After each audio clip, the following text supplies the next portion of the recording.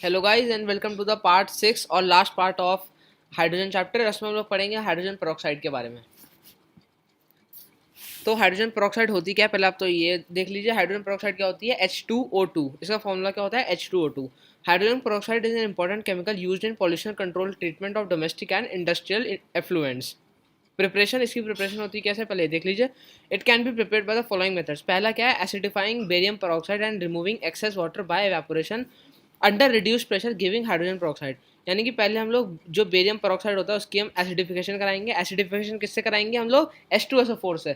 और वो क्या यील्ड करेगा? आपके पास BaSO4 यानी कि बेरियम सल्फेट, साथ में वाटर H2O, और जो मेन कंपाउंड यानी कि H2O2। यानी कि देखो Ba यानी BaO2.8H2O यानी कि बेरियम पेरोक्साइड की रिएक्शन करेंगे H2SO4 यानी कि hydrogen hydrogen sulphuric sulphuric acid के साथ। तो क्या देगा? बेरियम सल्फेट, साथ में क्या देगा? H2O2 यानी कि हाइड्रोजन पेरोक्साइड और कुछ वाटर के molecules. परोक्स Preoxo disulfate obtained by electrolytic oxidation of acidified sulfate solution at high current density। ये वाला मेथड इंपॉर्टेंट नहीं है, ऊपर वाला मेथड इंपॉर्टेंट है। ठीक है, आगे बढ़ते हैं। सॉरी, लिख भी नहीं रखा मैंने ढंग से। This method is not use for laboratory for preparation of D2O2। जैसे कि H2O2 होती है हाइड्रोजन पेरोक्साइड, वैसे कि D2O2 भी होती है यानी कि ड्यूटेरियम पेरोक्साइड। इसको हम लोग प्रिपेयर कर सकते हैं कैसे? K2H2O8 में क्या मिला देंगे हम? D2O यानी कि deuterium oxide.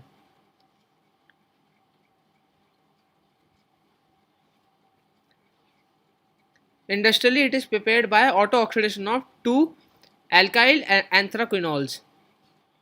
Two alkyl two alkyl anthraquinol से हम जब वो कराएंगे ऑटो ऑक्सीडेशन, तो ये इसका मेथड कौन सा है? ये है आपका इंडस्ट्रियल मेथड। जो पहले वाला था मैंने बताया था ये, यानी कि बेरियम पेरोक्साइड के साथ, ये था लेबोरेटरी मेथड, और ये क्या है? इंडस्ट्रियल मेथड, अगर हमें लार्ज अमाउंट में चाहिए तो।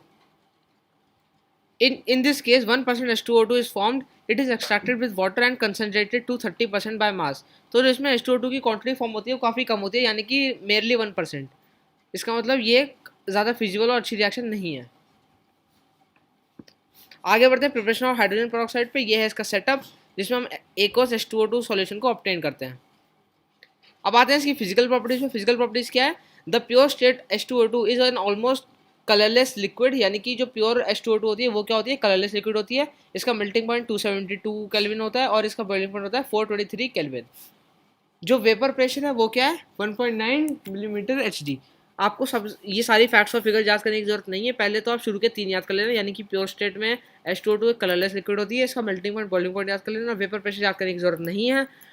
H2O2 is miscible with water in all its proportion and forms a hydride H2O2.H2। ये याद कर लेना कि जो वाटर में मिसिबल होती है, यानी कि मिसिबल का मतलब क्या होता है? मेरली सॉल्युबल, और वो एक हाइड्रेट बनाती है क्या? H2O2.H2O।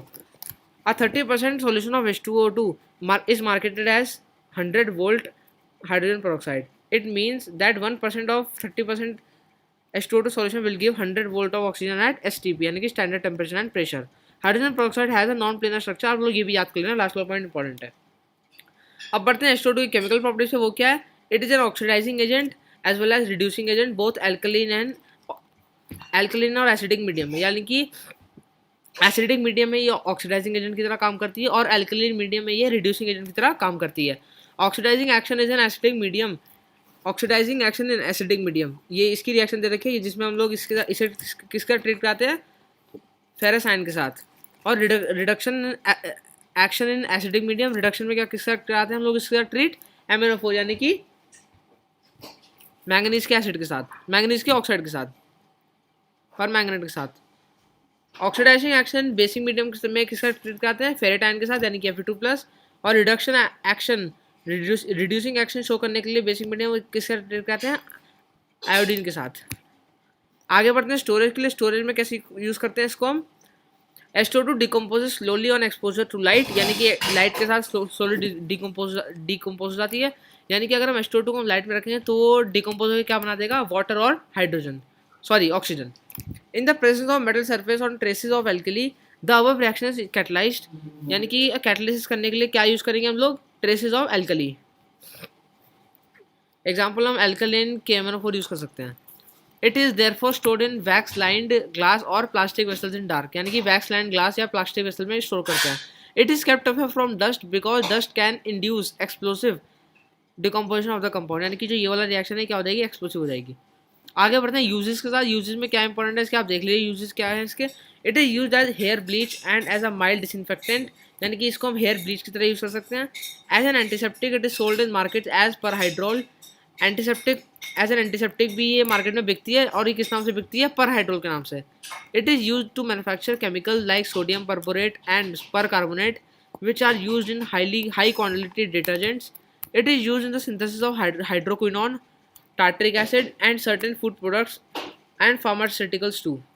यानी कि आप लोग को हाइड्रोक्विनोन हो गया, टार्टरिक एसिड हो गया, और फार्मास्यूटिकल प्रोडक्ट्स मैन्युफैक्चर करने में भी काम आती है।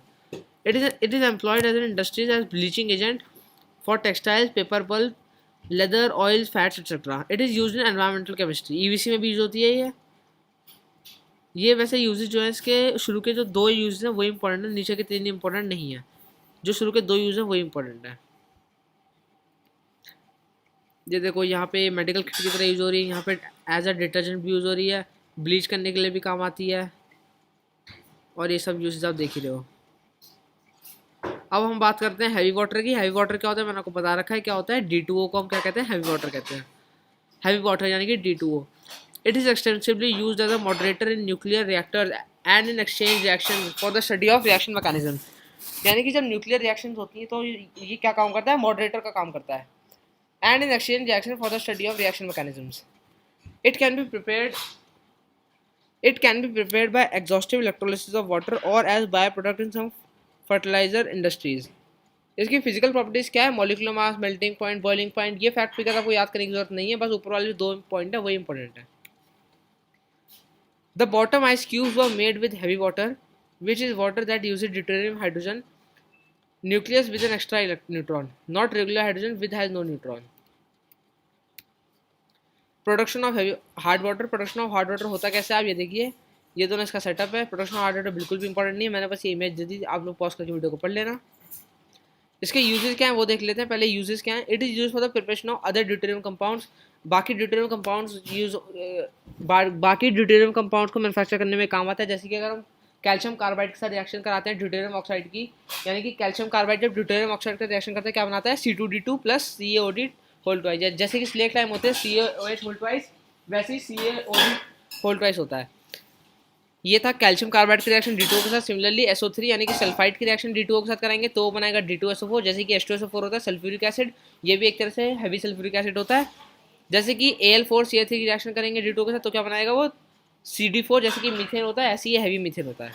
और AlOD होल थ्राइस, ये उसके कुछ यूजेस हैं। इलेक्ट्रिक पावर जनरेटर में इलेक्ट्रिक यहाँ विंड एनर्जी जनरेट करता है, पता नहीं क्या क्या करता है, वोल्केनिक इरप्शन में इवॉल्व होता है, ये सब इसके वो हैं। Project hydrogen summary. तो हाइड्रोजन की समरी क्या है। Hydrogen is the most abundant and simplest element in the universe. सबसे अबंडेंट और सिंपलेस्ट एलिमेंट है यूनिवर्स का। हाइड्रोजन हैज नो इलास्टिसिटी नहीं होती, और ना ही, और ये क्या होता है, फ्लेमेबल होता है, यानी कि ये बर्न कर सकता है। बर्न करके क्या बनाता है, हाइड्रोजन गैस और oxygen gas. Hydrogen is energy carrier, energy carry करता है। Hydrogen can be cooled and stored as a liquid, cool हो सकता है और एज अ लिक्विड स्टोर कर सकते हैं। Atomic hydrogen is highly reactive, यानी कि atomic hydrogen. Nascent hydrogen is very reacting form of hydrogen. Nascent hydrogen क्या होती है, सिंगल एच। तो यहीं के साथ हमारी इसी वीडियो के साथ हमारी हाइड्रोजन जो चैप्टर है वो खत्म होता है। ये था लास्ट पार्ट, यानी कि पार्ट 6 ऑफ हाइड्रोजन। इसी के साथ हमारा हाइड्रोजन खत्म होता है। Thank you everyone for watching all the parts. Thank you everyone.